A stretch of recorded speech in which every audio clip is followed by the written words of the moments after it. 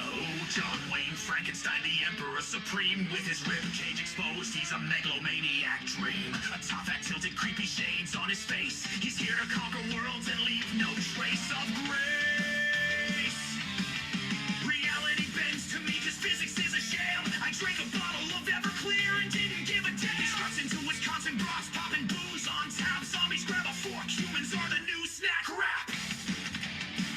Oh, John Wayne, with your sinister grin. Join the undead king where the chaos begins. Chugging Everclear, laughing gross in the night. Zombies marching with you for their equal rights. John Wayne, you terrifying beast. On bratwurst and chaos, you're hosting a feast. Undead rise up, physics gets canned. The top hat tyrant rules the land. So lock up your booze, hide the cheese curds tight. The undead apocalypse starts tonight. It's creepy, chaotic, a madman divine. Bow to the legend, John Wayne Frankenstein.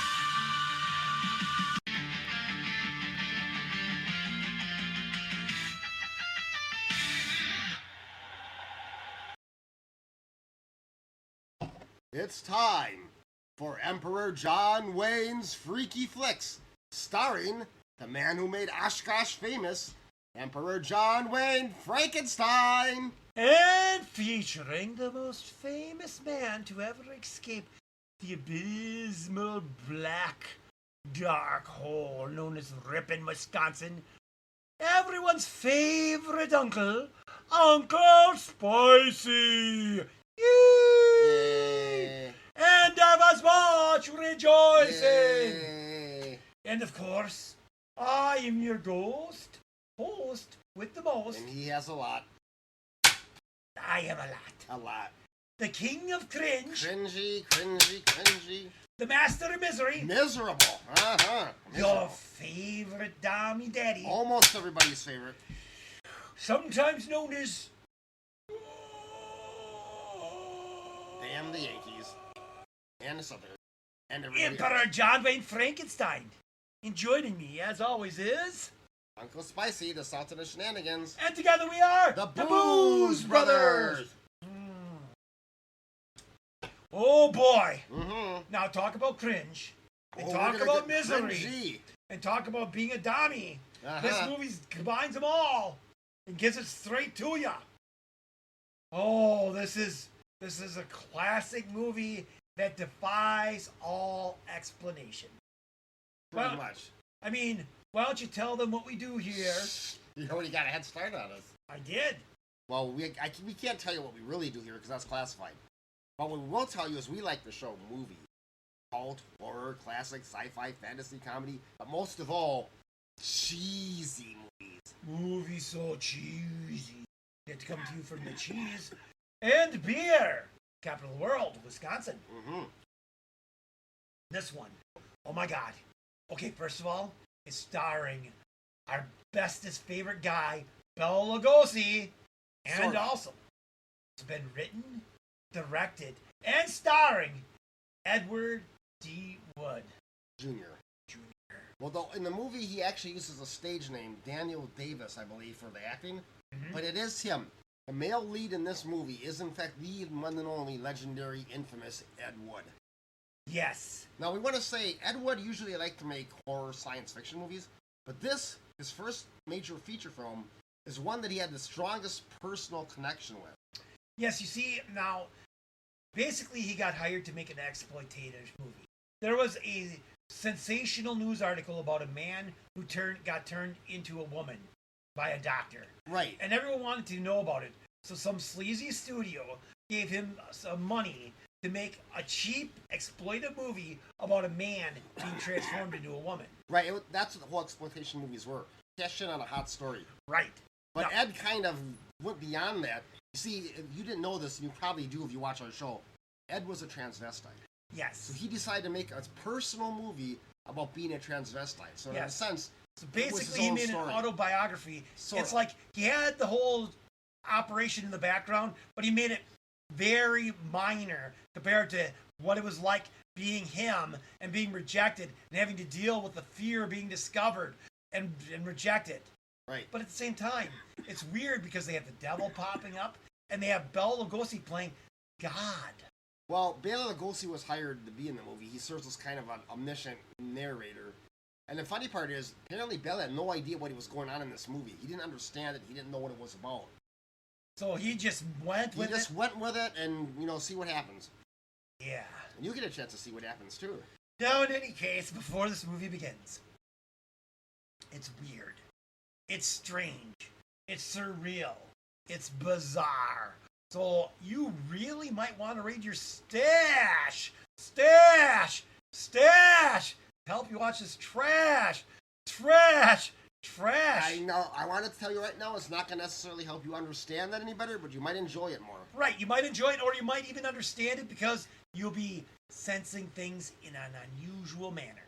It might make you laugh. It might make you cry. It might do both. Plus, you see Bela Lugosi, and it's probably one of his strangest performances. Definitely one of his strangest performances. Oh my goodness, tastes like burning, but it helps make all the pain melt away. Now Not all the pain. Now don't do that at home. Only I can do this because I am Emperor John Wayne Frankenstein. He's a mutant. He isn't a normal mortal, so he can do stuff that you shouldn't try. Right. You should never try to drink that, especially straight. Maybe a shot mixed in with cherry juice or something like that is okay. Shot. Right. But drinking it straight is not for the squeamish. Don't do it unless you're me. And even then, you may not want to. Right. But we were going on long enough. It's time for us to say, let's roll it!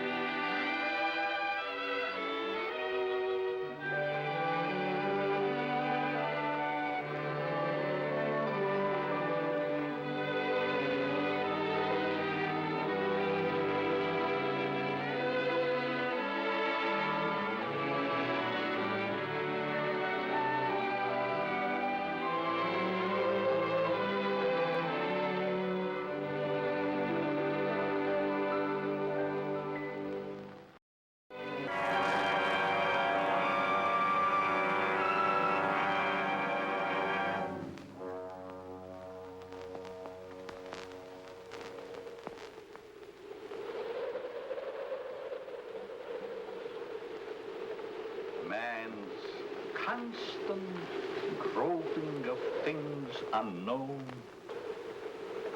drawing from the endless reaches of time, brings to light many startling things. Startling because they seem new, sudden. But most are not new to the signs of the ages.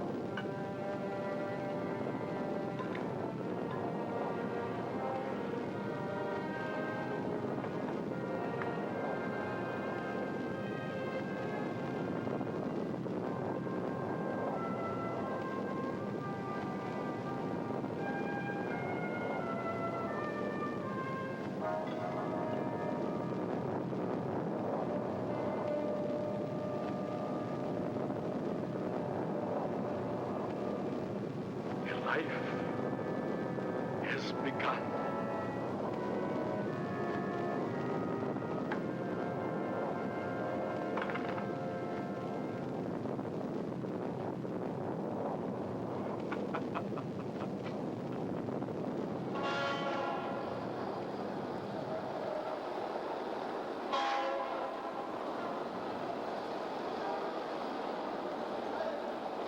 People, all going somewhere, all with their own thoughts, their own ideas, all with their own personalities. One is wrong because he does right. One is right because he does wrong. Pull the string. Dance to that. Which one is created for?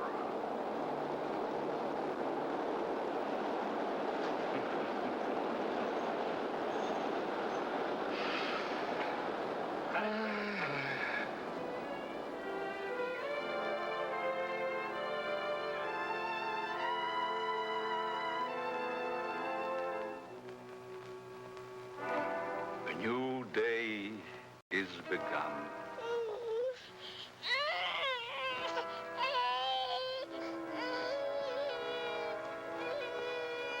A new life is begun.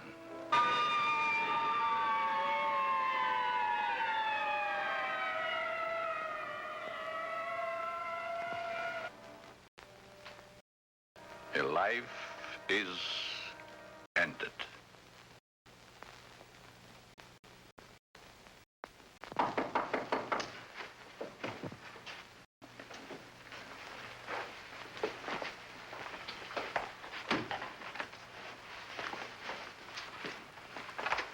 Let me see that note.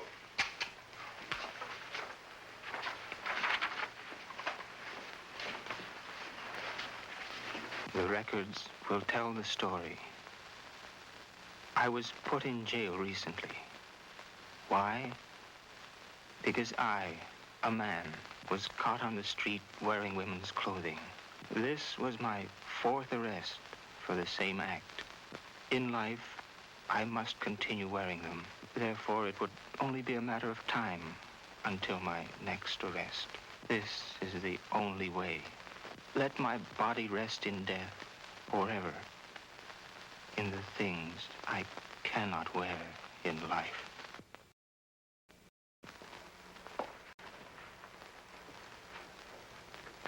Inspector Warren is here to see you, Dr. Alton. Oh, yes. Show him in, Miss Stevens.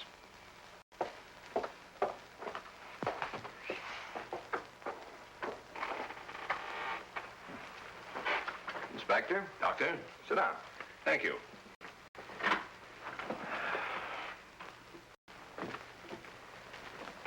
You're a very busy man, Dr. Alton, I know. I appreciate this time you're giving me. Business or pleasure, Inspector? In a way, business. From policeman to inspector. 20 years of it. I guess I've seen everything there is for a policeman to see. Yet I wonder if we ever stop learning. Learning about which we see. Trying to learn more about an ounce of prevention. I'm a man who thrives on learning. We only have one life to live.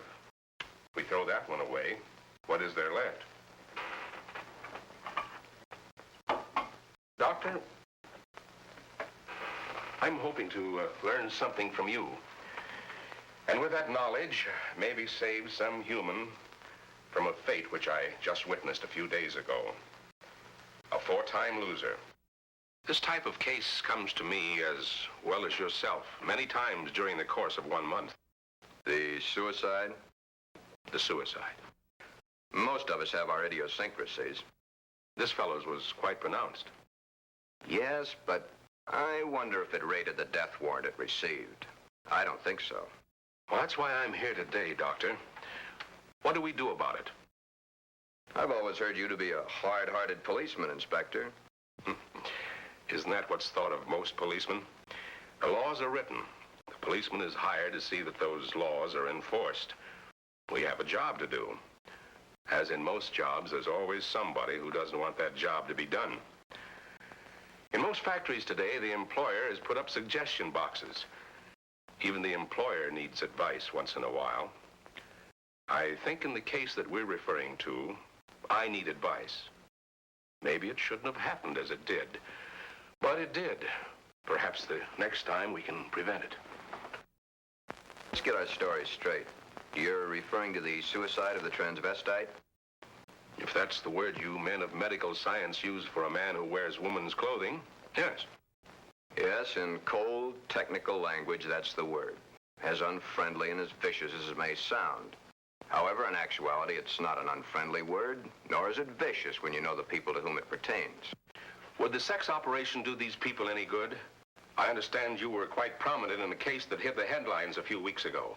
In some cases, yes, others, no. Well, the papers certainly had a field day with that one. Strange as it may seem, even though it was a field day, as you so aptly put it, it's not a new story. Sex change has been performed many times. Those whose sex can be changed, they're the easy ones. But what of those who so desperately want to be of the opposite sex, yet can't change their sex? Such as was the case with Patricia, the suicide. I'd like to understand this, Doctor, as best you can tell me. You can only fully understand the sex change by taking two entirely different cases. Two men with exactly the same background, from childhood to manhood and on to their own decisions and destinations. I'd like to hear the story to the fullest. Only the infinity of the depths of a man's mind can really tell the story.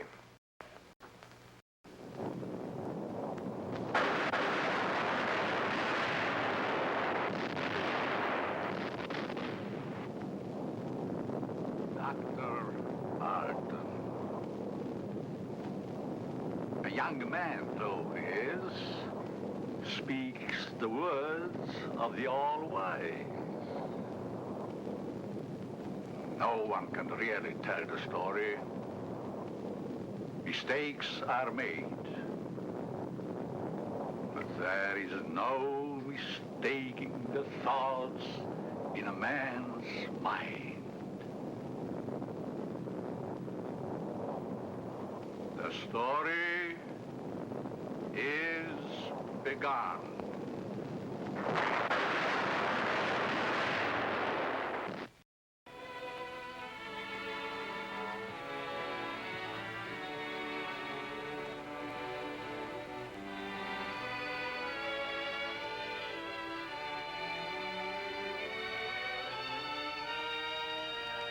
One might say, there, but for the grace of God, go I.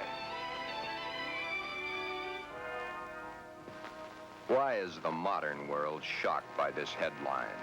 Why? Once, not so very long ago, the people of the world were saying, airplanes. Why, it's against the Creator's will. If the Creator wanted us to fly, he'd have given us wings. but we fly. Maybe some of you may still remember an even sillier remark. Automobiles? Bah. They scare the hosses. If the Creator had meant for us to roll around the countryside, we'd have been born with wheels. Silly? Certainly. We were not born with wings. We were not born with wheels. But in the modern world of today, it's an accepted fact that we must have them. So we have corrected that which nature has not given us. Strangely enough, nature has given us all these things. We just had to learn how to put nature's elements together for our use, that's all. Yet, the world is shocked by a sex change. If the Creator had wanted us to fly, he'd have given us wings. If the Creator had meant us to roll around the countryside, we'd have been born with wheels. If the Creator had meant us to be boys, we certainly would have been born boys. If the Creator had meant us to be born girls, we certainly would have been born girls. Are we sure? Nature makes mistakes. It's proven every day. This person is a transvestite, a man who is more comfortable wearing girls' clothes. The term transvestite is the name given by medical science to those persons who wear the clothing of the opposite sex.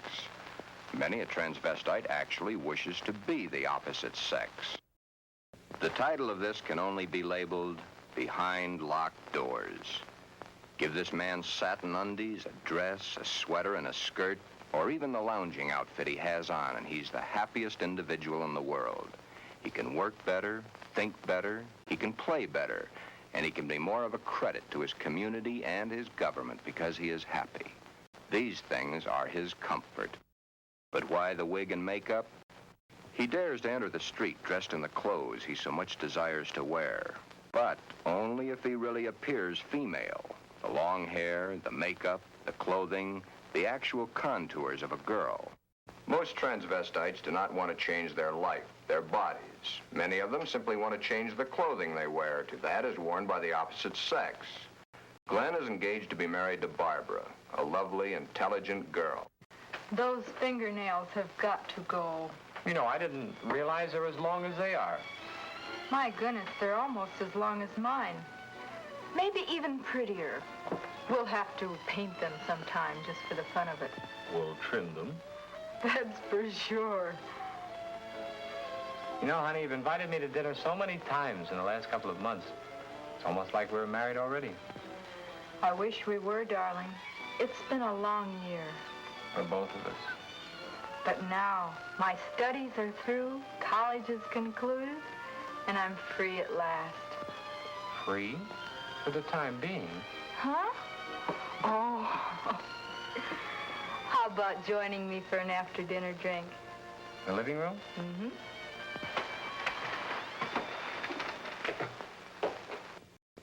Modern man is a hard-working human. Throughout the day, his mind and his muscles are busy at building the modern world and its business administration. His clothing is rough, coarse, starched, according to the specifications of his accepted job. At home, what does modern man have to look forward to for his body comfort? The things provided for his home, a wool or flannel robe, his feet encased in the same thick, tight-fitting leather that his shoes are made of. These are the things provided for his home comfort. It doesn't look so comfortable, does it? And get the hat. Better still, get the receding hairline. Men's hats are so tight they cut off the blood flow to the head, thus cutting off the growth of hair. 7 out of 10 men wear a hat, so the advertisements say. 7 out of 10 men are bald. But what about the ladies? Yes, modern woman is a hard-working individual also, but when modern woman's day of work is done, that which is designed for her home comfort is comfort. Hats that give no obstruction to the blood flow. Hats that do not crush the hair. Interesting thought, isn't it? Just for comparison, let's go native, back to the animal instinct. There, in the lesser civilized part of the world, it's the male who adorns himself with the fancy objects, such as paints, frills, and masks. The true instinct, the animal instinct, bird and animal life. Is it not so that it's the male who is the fancy one? Could it be that the male was meant to attract the attention of the female? What's so wrong about that? Where is the animal instinct in modern civilization? Female has the fluff and the finery, as specified by those who design and sell. Little Miss Female, you should feel quite proud of the situation. You, of course, realize that it's predominantly men who design your clothes, your jewelry, your makeup, your hairstyling, your perfume. But life, even though its changes are slow, moves on. There's no law against wearing such apparel on the street, as long as it can be distinguished that man is man and woman is woman. But what is it that would happen were this individual to appear this way on the street? You're doing it now, laughing. Yet, it's not a situation to be laughed at. Thus, the strange case of Glen, who was Glenda, one and the same person, not half man, half woman, but nevertheless, man and woman in the same body, even though by all outward appearances, Glen is fully and completely a man.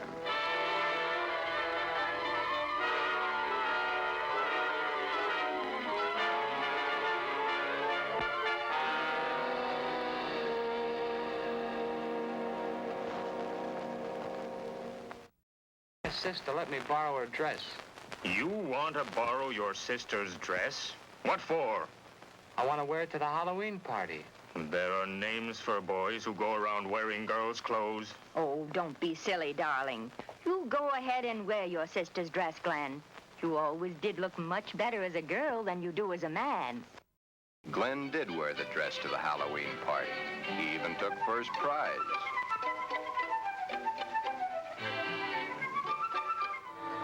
Then, one day, it wasn't Halloween any longer.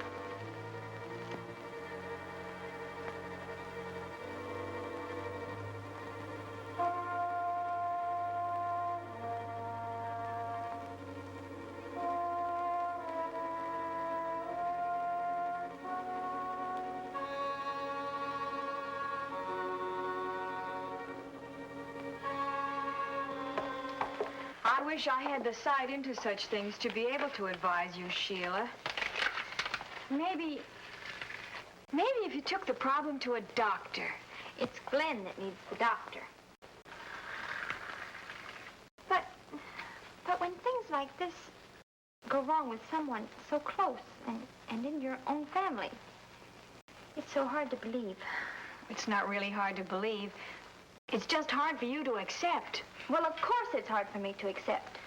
Suppose I were to come home with Roy or one of my other boyfriends some night and find Glen like I did last night.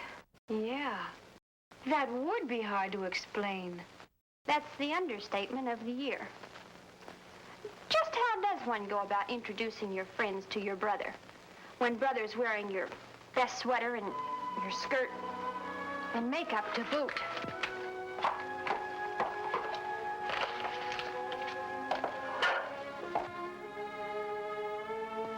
Glen is not a homosexual. Glen is a transvestite, but he is not a homosexual. Transvestism is the term given by medical science to those persons who desperately wish to wear the clothing of the opposite sex, yet whose sex life in all instances remains quite normal. Would you be surprised to know that this rough, tough individual was wearing pink satin undies under his rough exterior clothing? He is. Then there is your friend the milkman who knows how to find comfort at home.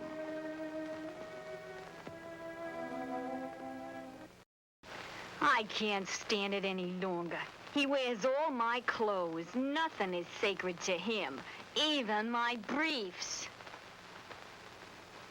He has every one of my sweaters stretched out of shape. Of course, he has always replaced them. But then, they didn't last long either. But, Your Honor, ruffles on his shirts and shorts. Really? Glen and all the hundreds of thousands of other Glens across the nation face quite a problem. Glen is engaged to be married to Barbara, a lovely, intelligent girl. The problem? Glenda, Glen's other self. The girl that he himself is, his other individual personality. You look tired tonight, Glen. Yeah, I guess I am. It's been a long day. Have you seen the paper yet? No, why? It's headlines. A man had his sex changed to a woman. Isn't that a strange case? I wonder how some people's mind works. Well, some people aren't happy the way they are. I suppose so, but to change one's sex, that's a pretty drastic step to take. If it's the only way, I'm for it. I wonder what I would do in a case like that, if I were in the mental turmoil that person went through. Or if I suddenly realized that something was mentally wrong with you. Ooh, It's hard to visualize. Here we are, two perfectly normal people, thought to be married and lead a normal life together. And there's this poor fellow who never could have been happy if it wasn't for modern medical science. Our fourth term in psychology explains a lot of the facts, but I'm afraid the end of study is only the beginning of reality. Glen's problem is a deep one, but he must tell her soon. She's begun to notice things, his nails, his eyes when he looks into a lady's store window. So many of the little things that are hard to hide. Soon she will realize. Then there was the time Barbara was wearing the sweater Glen had always wanted to feel on his own body. It was becoming an obsession to him. He must have it. What's the matter, Glen, darling? I guess I was daydreaming. Something seems to be troubling you. Why don't you tell me? It's nothing. Once, long ago, just after we started going steady together, we promised we'd never lie to each other. Are we gonna start now, just because we're engaged to be married? It's just that... Oh, Barbara, it's nothing that little sleep won't cure. It's been an awful long day. It's more than that. Come on, tell me, darling. Who knows? Maybe I can help. That's just it. You could. Then something is troubling you. Yes. Do I have a right to know? You have a right to know. But let's just say for the moment that I'm afraid to tell you. I'm afraid I'd lose you. Nothing could be as bad as all that. I love you, and you love me. And nothing in the world can change that. I hope not. I really hope not. Glen, is it another woman?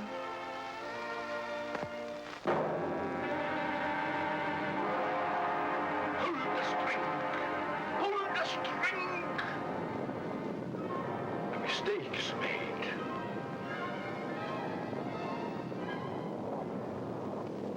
A story must be told. Welcome back, Boggles and Ghouls! You made it halfway through the movie! Pull the strings! Pull the strings! Yeah, that does it better. That's just an opinion. Well, we gotta stop now. This is our time for our super fan of the week. But we're taking an unusual choice for super fan of the week this time, kids. Yes, we're actually going to give it to our arch nemesis, the Fanny Man, originally from Kaukauna, then relocated to Appleton, Wisconsin. Now, the Fanny Man is a scary, creepy kid. However, he's recently come out of the closet saying he wants to be a female, and no longer wants to be known as a Fanny Man, instead the Fanny person. He's a they, them, not a he, she. Now, we don't have problems with people who want to transition or whatnot. But Right. Fanny Man is an ugly dude inside and out before. And I don't see how this is going to help. No, see, I personally would love to be a beautiful young girl. God help you all if he was a beautiful young girl. But I would trying to transfer this beautiful example of manliness into a woman would be hideous and a crime against nature. So I would not argue that. So that's why I have to embrace You don't have to worry my about him manliness. transitioning anytime soon. Right. But at the JWK, we tell you to embrace your inner self. Yes, if that's what you want and to do. be who you are and what you are. That's fine. And as you can see, we embrace our inner selves completely. Yes, we and do. display them to the world without fear. That's right. Because here's the deal. You could either hide your true self, like most people do, or you could just wear it like a badge of honor. Here's the deal. No matter what you do, either way, there's going to be people that love you, people that hate you, and a lot more people that don't give a dang. So you know what? You embrace what you want to be and who you are on the inside and make it your reality. The people you want, people that like it, will be attracted to you. And the people that don't like it will avoid you. So it's a win-win situation. The only downside is for people who want to try to please everyone. But you can't. And you shouldn't. Because a lot of people are airwampers or stupid. And you don't want to be around those people. You want to be around people that are enlightened, people that are evolving and becoming better versions of themselves every day, like us and all the members of the JWK. Okay, after that long after-school special message, I have one thing to say. Well, actually, one thing to do. This is how we really feel about Fanny Man. That's right. I would spank it, except then I'd have to throw the stick away. Yeah, you don't want to waste. That's his favorite stick. He spanks all the time with that. Yeah.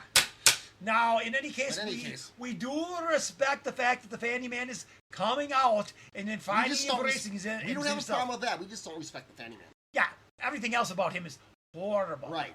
So, you know. Yeah, that was, still, you know, we did what we did. But we want to encourage everyone else to do the same and embrace their inner selves and be true to who they really are inside and not hide it. Just like us. No hiding here. That's right. You'll see us wandering the streets dressed just like this all the time. Except for when we're working. Because we have to wear work uniforms. Yeah, we don't want to shine too brightly when we're working. Yeah. It kind of takes away from everything But outside of that, we like to sparkle. Oh, yeah. But you already heard the lovely voices enough. So we should get back to the movie. That's right. It's time for us to say, let's roll it! Or as Spicy would say, spank it! I'd say it, he'd do it. Ah. Uh-oh. Hold the string! Hold the string! A mistake's made.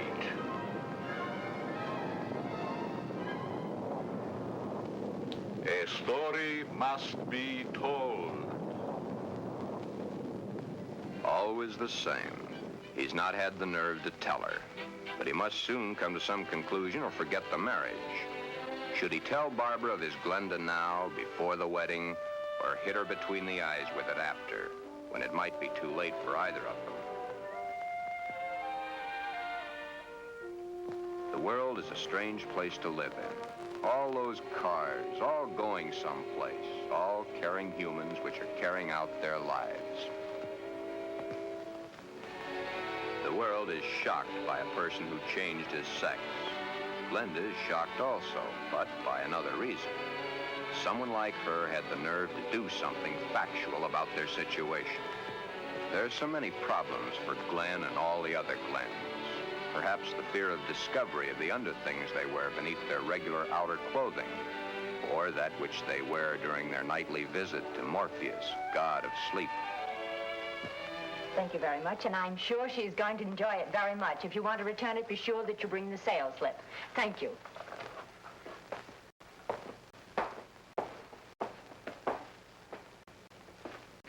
Can I help you, sir? Yeah. Let me see a 90. Oh, well, what size? 12. The color, the material? Black? I'm very sure. Just a minute. Well, we have this here. Would you like that? Something like this? Has lace? Yeah. Perhaps he admires the material too long. You can see how sheer the material really is. Yes. You see, it's all pure nylon and only $21.95. And of course, it will never snag.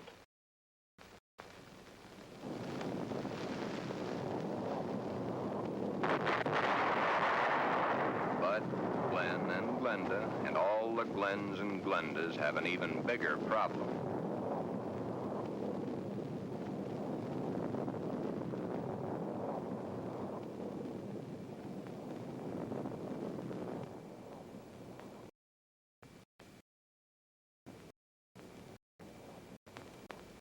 The homosexual, it is true, at times does adopt the clothing or the makeup of a woman to lure members of his own sex. But this is not so for the transvestite. The transvestite is not interested in those of their own sex. The clothing is not worn to attract the attention of their own sex, but to eliminate themselves from being a member of that sex.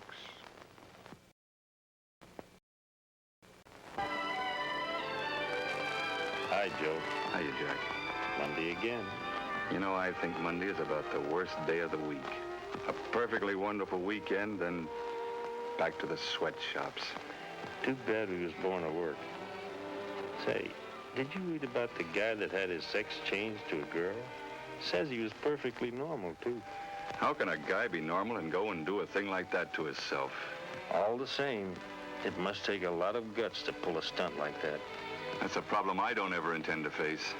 Maybe it's a problem we should all face. I don't get you. Just think of the unhappy life.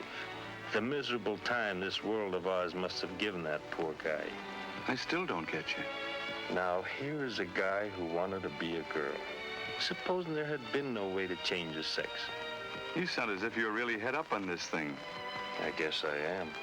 Do you realize what would happen if every man in the country that wanted to wear women's clothes or felt like a woman went to their doctors and wanted a sex change? Of course. That's why I say perhaps society should be a little bit more lenient with them. Maybe society should try to understand them as human beings.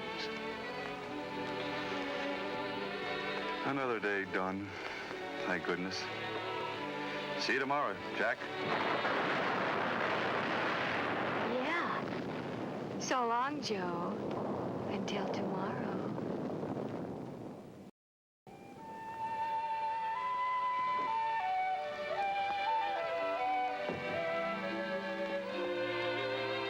Hi, Glen. Hi, Johnny. Come on in and hit it right for the kicking. I can't let that dinner burn.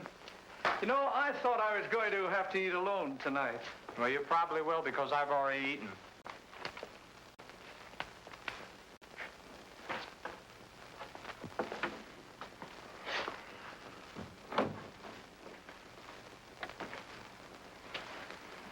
What's up? Nothing much. Say, you really look down in the dumps. I guess I got a problem. Haven't we all? I mean a real problem, one like I've never had to face before. Our whole existence is one big problem after another. I want to get married. You have a problem. When did this all come about? For nearly a year, I've been engaged to a very wonderful girl. Now the time is getting very close to the man with the book. I'm scared to death. You love her? Very much. Does she love you? Yes. There's no problem. Marry the girl. Are you forgetting about my other self? You'll have to tell her, of course. Yeah. I have to tell her. But when?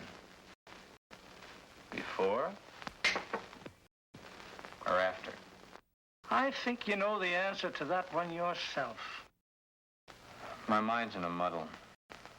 Like in a thick fog. I can't make sense to myself sometimes. I thought I could stop wearing these things. I tried, honestly, I tried. I haven't had a stitch of them on for nearly 2 weeks until tonight. And I couldn't stand it anymore. I had to put them on or go out of my mind. I'm afraid I'll lose her. I don't want that to happen because I really love her. Okay. Here's a story from fact. Johnny tells his story. He had not too long ago been married himself.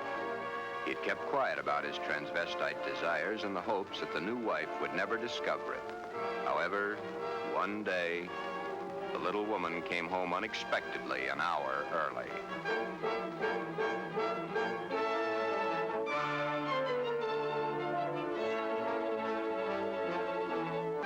That marriage ended here. Will your problem be like mine? Most probably it will. Because the love hasn't been built up for such a thing. She, your wife, she will not have been taught enough about the problems to cope with it. Glenda must now make her decision. Or forever forget the marriage to Barbara. Glen, Glenda should consult a competent psychiatrist, but then very few transvestites wish to change their strange desires. This is their life. To take it away from them might do as great a harm as taking away an arm or a leg, or life itself. Many even carry their transvestite desires to the grave with them. Yes, it is a problem. But Glenda, remember back almost a year ago when Glen and Barbara accepted each other? Good night. That's the 6th time you've said goodnight. I guess it is. Look. Come on over here a minute. What is it? Never mind, just sit down.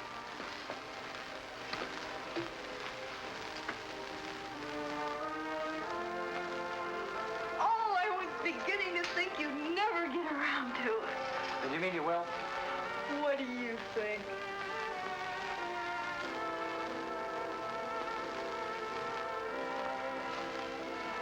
When?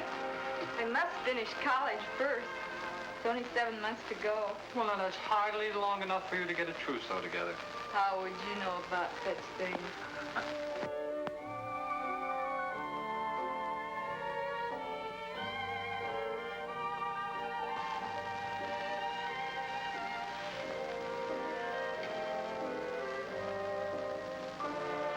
Glen, what's the matter? Huh?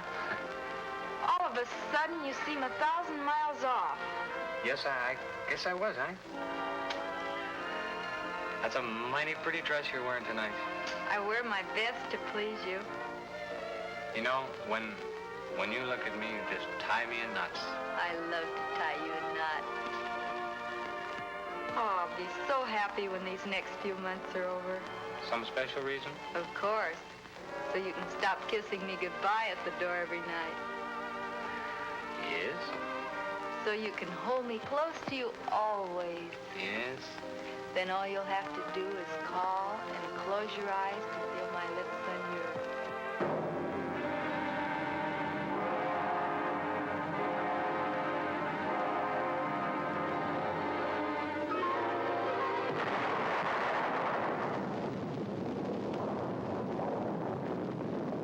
Beware. Beware. Beware of the big green dragon that sits on your doorstep. He eats little boys, puppy ducktails, and big fat snails. Beware. Take care. Beware.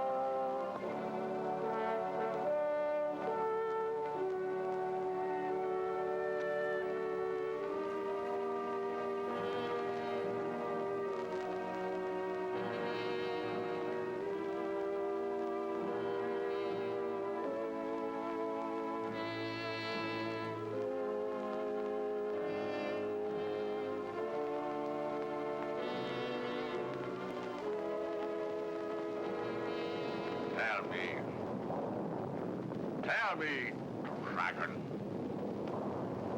do you eat little boys? Puppy duck tails and big fat snails?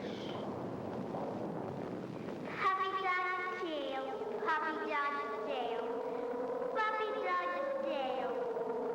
Everything nice, everything nice. Ha ha ha, puppy dog's tail.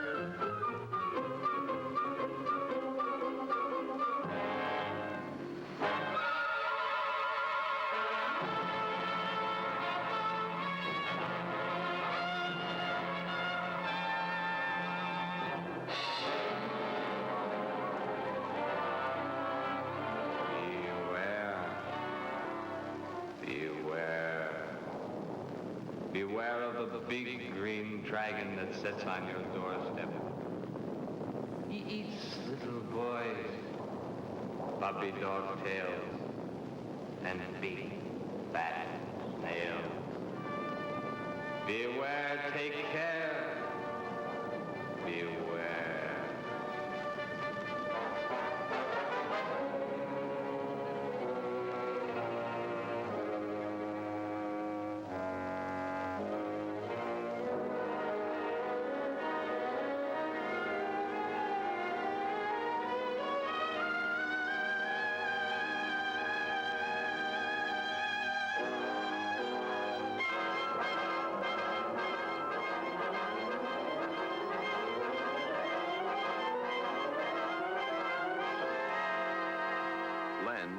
Glenda has made the decision.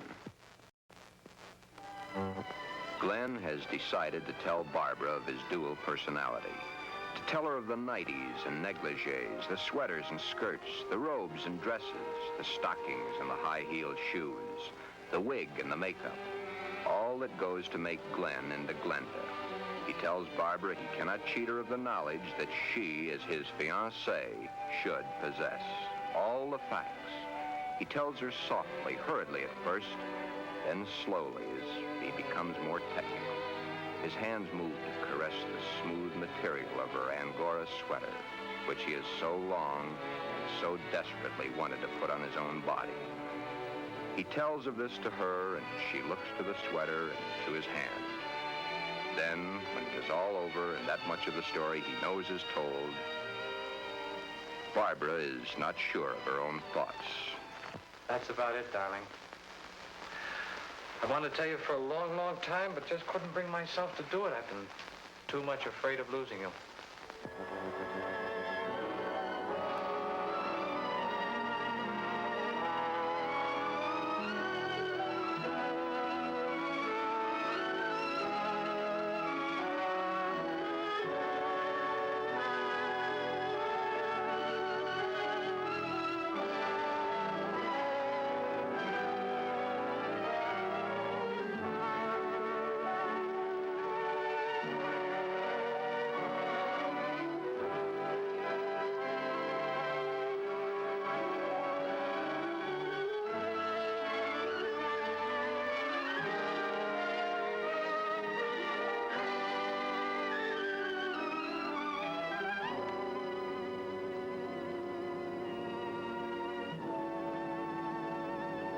Glen,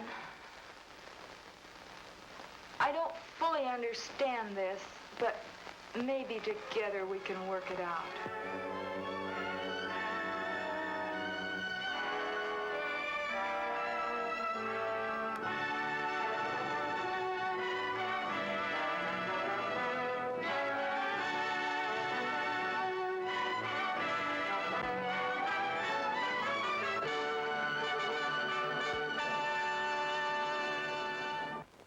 Is that the end of the story?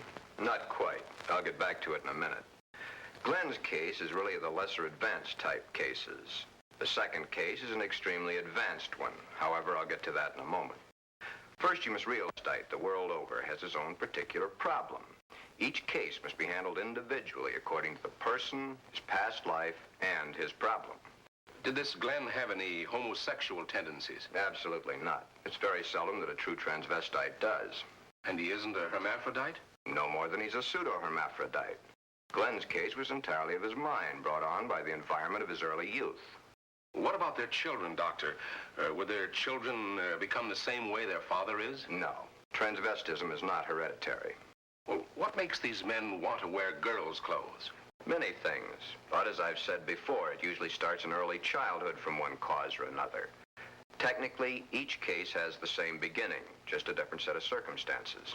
Are any of them actually cured? Oh, yes, many, many of them.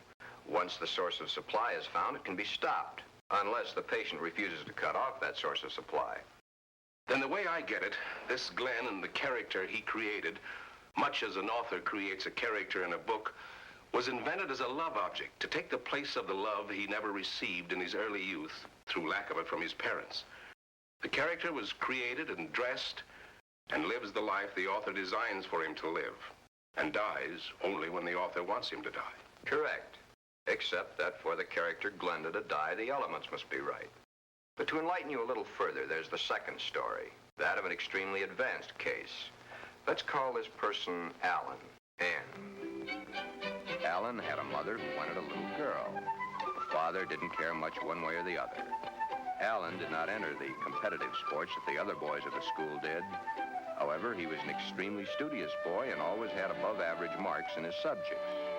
Yet sports, girls' sports, he always was interested in. But he was rejected by the girls and also rejected by the boys. It seems he belonged to neither of them. After school, Alan would go home to find the mother who had always wanted a girl and the father who didn't care one way or the other. He enjoyed doing the woman's work around the house. Alan was becoming a woman and didn't realize it. A woman in mind only, but the mind rules. Then came the fateful year of 1941. Alan was drafted. He was accepted. In the Army, he successfully passed his vigorous training. He did not like it, but then there were the weekends for his particular diversions. On his weekend passes, he would go to the nearest town where he had a suitcase checked in a public locker. In the suitcase, he had the things he loved to wear, that which made his body appear to be what his mind believed it was. Then the day of embarkation came. But wherever Alan went, the suitcase was sure to go.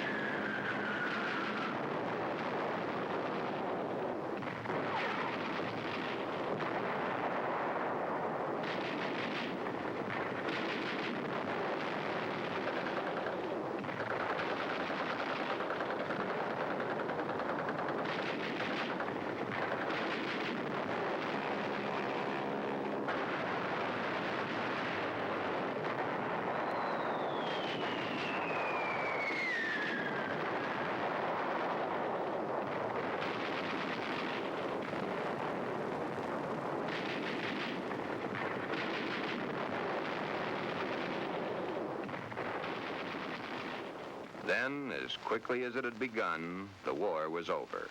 Alan came home. Alan had learned all the terms directed at men like himself, but no one had found out his aversion. He was honorably discharged from the service at the end of the war. He'd received the Silver Star and the Bronze Star for gallantry in action. While he was in an army hospital recuperating from a wound he'd received in New Guinea, he learned a very interesting fact. He learned that foreign doctors were doing marvelous work with a sex change, man to woman, woman to man. Shortly after his separation from service, Alan came to me for advice. There followed many long sessions with my clinical reports and the reports of eminent doctors. It had been found that Alan was really a pseudo-hermaphrodite. A hermaphrodite is one who has the organs of both the male and female in plain sight. A pseudo-hermaphrodite is one who has one perfectly formed organ of either sex and one imperfectly formed one that's difficult to detect. Alan was of the latter.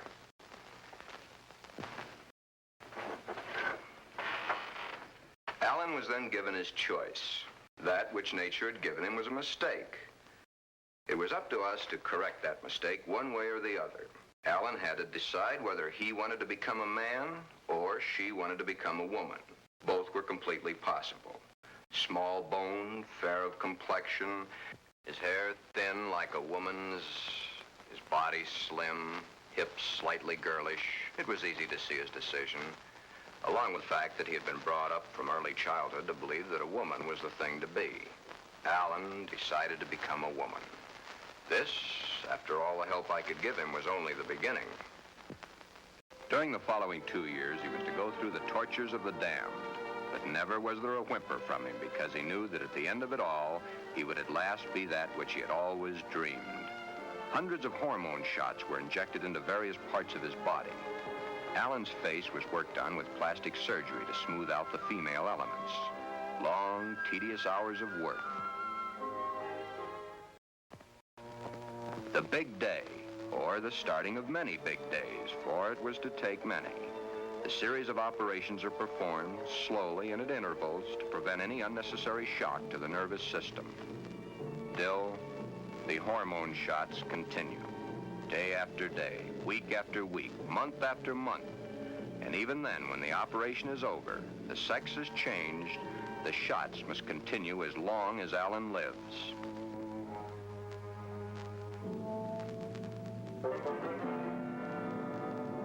First, the breasts are brought out. The body of the woman within begins to appear now.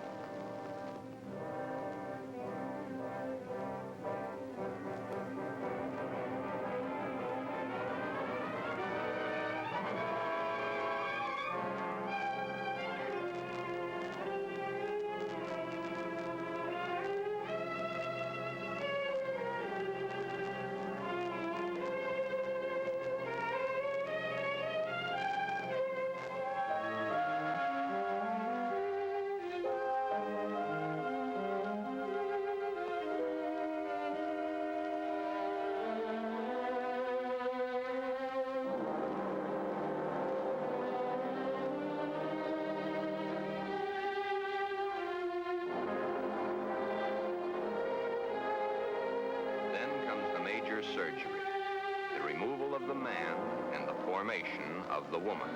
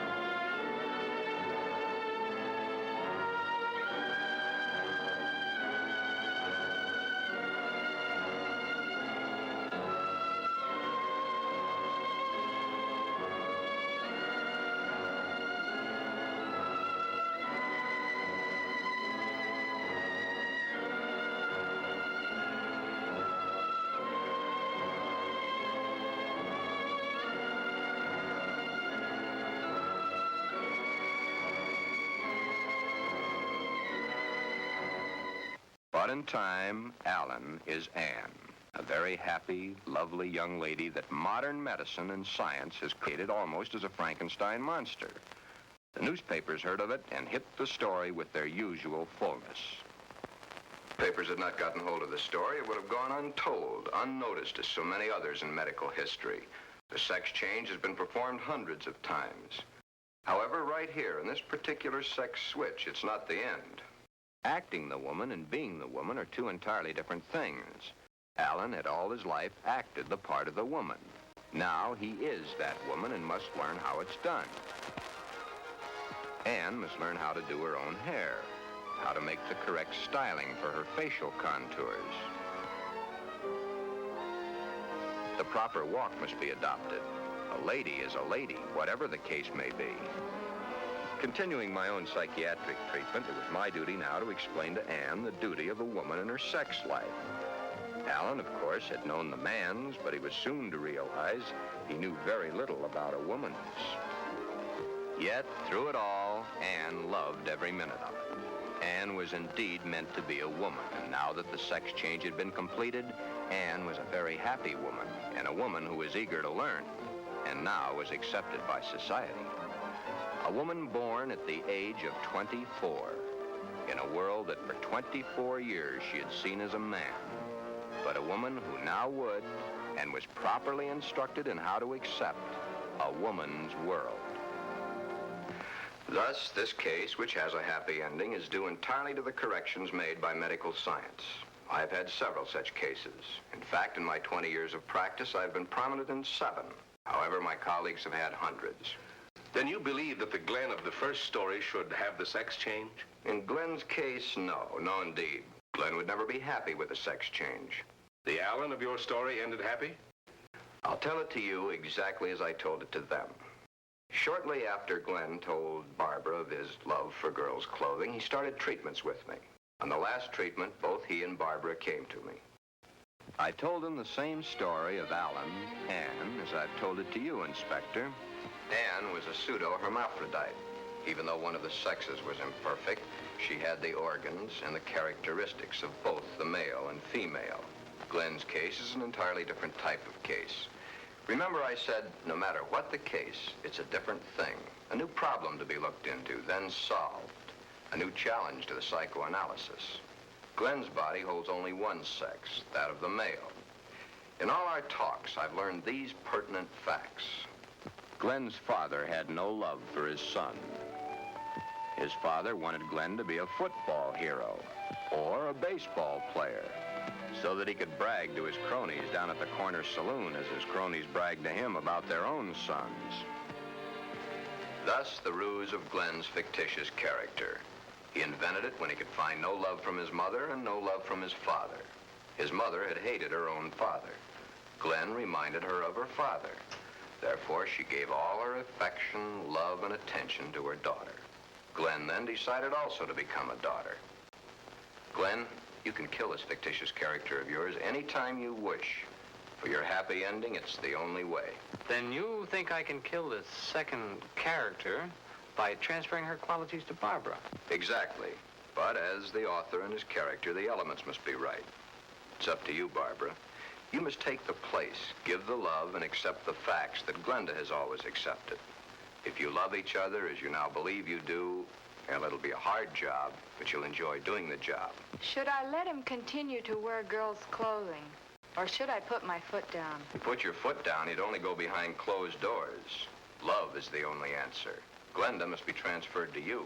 Supposing Glen never gets over wearing girls' clothing. Would it matter to you very much?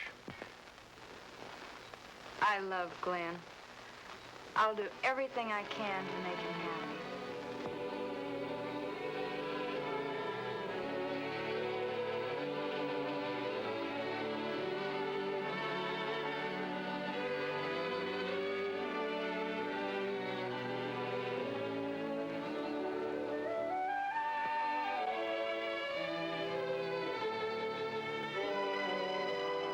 The end is only the beginning. Time passes. Soon, due to a happily married life, the remembrance of the psychiatric treatments, and Barbara's love and understanding, Glenda begins to disappear forever from Glen. Glen has found his mother, his little sister, his wife, and his Glenda all in one lovely package. Thus, Glen's case has a happy conclusion. Therefore, two entirely different cases, handled in two entirely different ways, have a happy ending. Yeah, those two. But what of the hundreds of other less fortunate Glens the world over?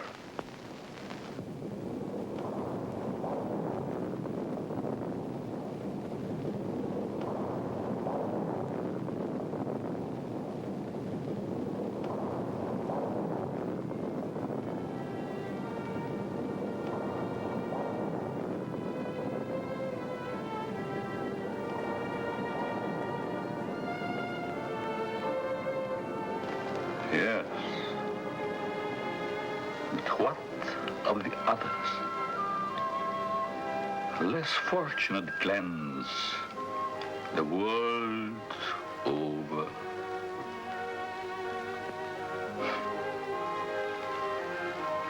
Oh, snips and snails and puppy dog tails.